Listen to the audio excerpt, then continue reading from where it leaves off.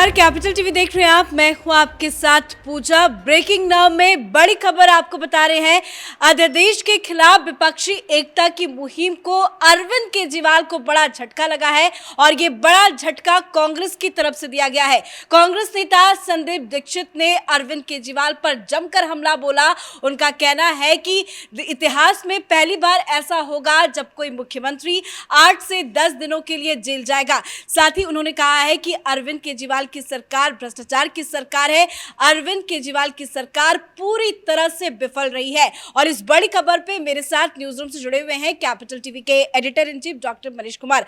कांग्रेस नेता संदीप दीक्षित का यह बयान, कैसी होगी विपक्षी एकजुटता? देखिए, ये बयान बड़ा ही टाइमली है, क्योंकि जब ये बयान इस वक्त आया है, तुरंत कुछ घंटे के बाद नीतीश कुमार जो कल अरविंद केजरीवाल से मिले थे, वो खड़गे और राहुल गांधी से मिलने जा रहे हैं।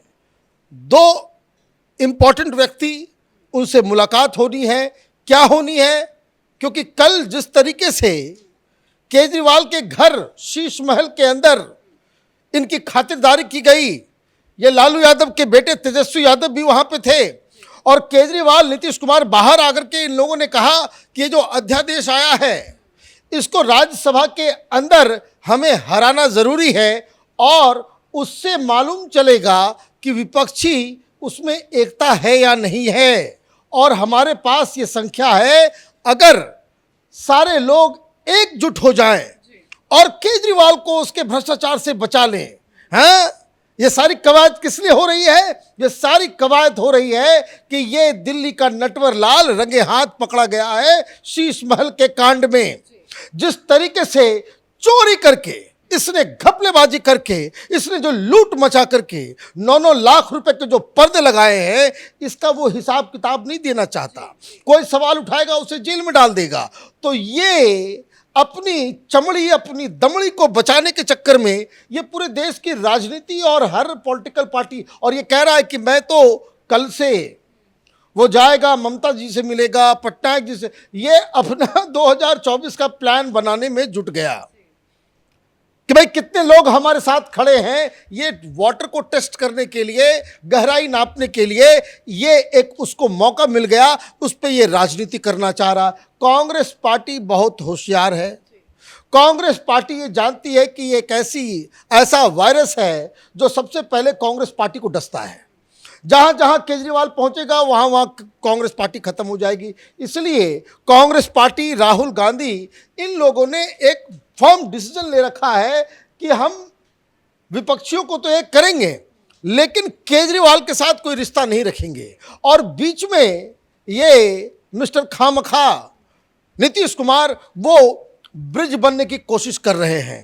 तो क्या कहा था कि हम भी जाएंगे, सबसे बात करेंगे। कांग्रेस पार्टी से कौन बात करेगा? तो नीतीश कुमार बात करेंगे। नीतीश कुमार वैसे ही एम्बैरेस्ड फील कर रहे हैं, क्योंकि ये तो कर्नाटक शपथ ग्रहण से पहले जगह जगह जाकर के कांग्रेस पार्टी के लिए बैटिंग कर रहे थे, लेकिन कांग्रेस पार्टी ने ऐन मौके पे कई सारे लोगों को न्योता तक नहीं दिया। तो बेइज्जती तो हो गई। अब फिर आज मीटिंग हो रही है, तो ये मसला उठेगा।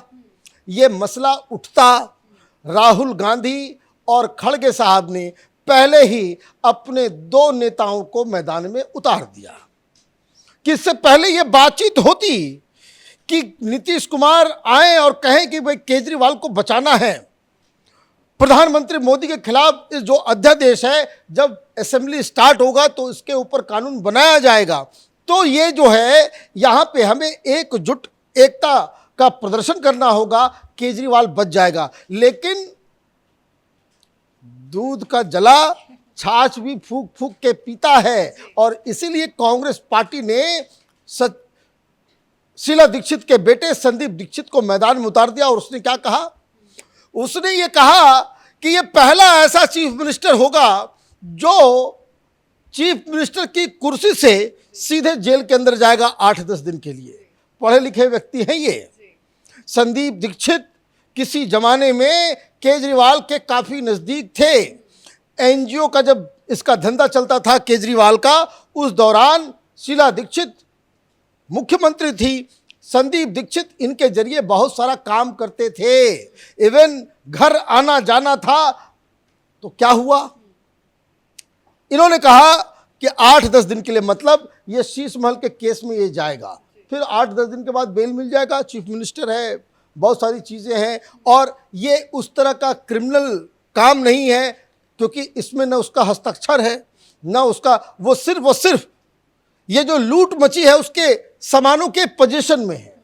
जो पाप हुआ है, जो 45 करोड़ रुपए का जो शीश महल बना है, इसका जो कानून की नज़र में गुनाह इतना ही होगा कि ये सब इसने खुद अपने लिए बनाया है। लेकिन जिन लोगों ने सैंक्शन किया, जो मंत्री ने सैंक्शन किया, जो अधिकारी, गाज उसके ऊपर गिरेगी। तो ये बाकायदा कानून के जानकार भी हैं और वो कह रहे हैं कि 8-10 दिनों के लिए ये शीश महल के कांड में जेल जाएगा।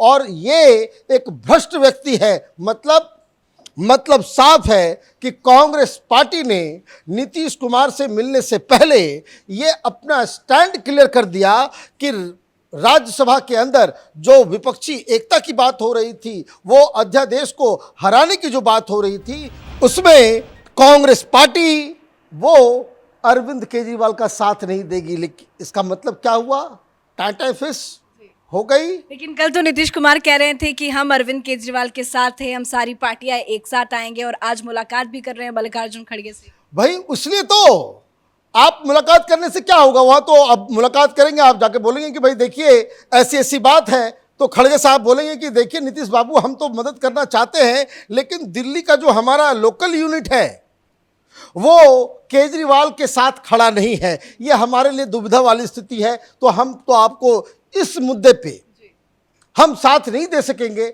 उसके अलावा कोई और मुद्दा हो तो हम साथ आएंगे, लेकिन पहले ये कमिटमेंट करवाइए किससे, अरविंद केजरीवाल से, कि वो राहुल गांधी को अपना नेता माने, कांग्रेस के अलायंस में अपने आप को खुद वो घोषणा करे, ना कि ये खुद राजनीति। क्योंकि ये काम इसलिए, आप इस बात को समझिए, ये नटवर लाल बड़ा शातिर है, ये पहले ही घोषणा कर चुका है कि हम प्रधानमंत्री होंगे।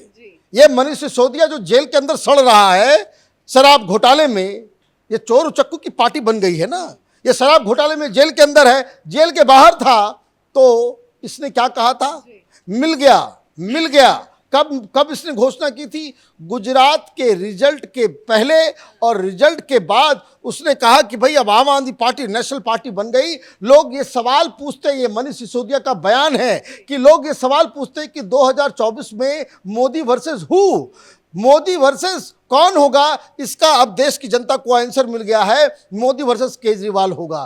तो कांग्रेस पार्टी, राहुल गांधी ऐसे बेवकूफ तो नहीं है, वो जान रहे हैं कि ये जो है शातिर व्यक्ति है, कब पलटू राम कहाँ पलट जाएगा। और नीतीश कुमार का भी कोई भरोसा नहीं है, ये अभी आकर के चिकनी चुपड़ी बातें कर रहा है, कब ये पलट जाए, कब ये बीजेपी के साथ जाके सरकार बना ले, कब अचानक से कहे कि भाई देश के लिए और प्रधानमंत्री मोदी की शख्सियत के सामने कोई नेता तैयार नहीं है, इसलिए हम जो है बीजेपी के साथ मिलकर के। क्योंकि ये सब तो बिहार में कहते हैं डगरा का बैगन, ये बैगन की तरह इधर से उधर घुलटने वाले लोग हैं।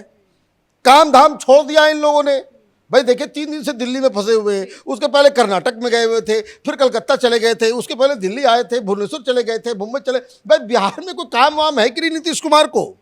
तो ये तमाम लोग जो हैं ये बेसिकली, लेकिन क्या ये बात अरविंद केजरीवाल को भी समझ में आ रही है, क्योंकि अध्यादेश के खिलाफ तो कांग्रेस के नेता की तरफ से बयान जो आया है वो साफ कह रहा है कि वो समर्थन नहीं करेंगे। कर्नाटक में सीएम की ओथ सेरेमनी में भी इनको न्योता नहीं दिया गया था, तो क्या अब आगे कांग्रेस सपोर्ट करेगी? देखिए कांग्रेस पार्टी ने बिल्कुल साफ कर दिया कि वो सपोर्ट नहीं करेगी।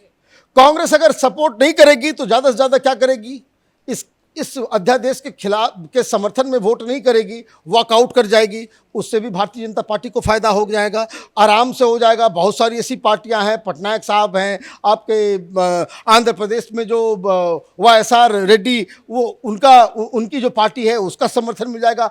कई सारी पार्टियां हैं जो अरविंद केजरीवाल के साथ नहीं आएंगी, मायावती के लोग हैं। तो ये जो ख्याली पुलाव जो बना रहा था केजरीवाल, उसको आज कांग्रेस पार्टी ने उसकी सारी राजनीति की हवा निकाल दी। आप देखिए कि किस तरह से ममता बनर्जी बिल्कुल टोन डाउन हो गई है। उसी तरीके से पहली लड़ाई विपक्ष में क्या है, सबसे पहली लड़ाई कांग्रेस पार्टी की ये है कि कोई दूसरा लीडर राहुल के आसपास भी नजर नहीं आए। यह पहला काम होगा तब तो राहुल गांधी 2024 में विपक्ष के मुख्यमंत्री का, प्रधानमंत्री का चेहरा बन सकेंगे। और ये कौन चेहरे हैं? ये चेहरे हैं केजरीवाल, केसीआर और ममता बनर्जी। केसीआर को भी न्योता नहीं। ममता बनर्जी ने शपथ ग्रहण से पहले थोड़ा टोन डाउन किया कि हम कांग्रेस पार्टी को समर्थन करने के लिए तैयार हैं, वो हमारी बातों को सुने, तो वो टोन डाउन कर चुकी। लेकिन केजरीवाल का इस पे कोई बयान नहीं आया। ये तो खुद फंसा हुआ है।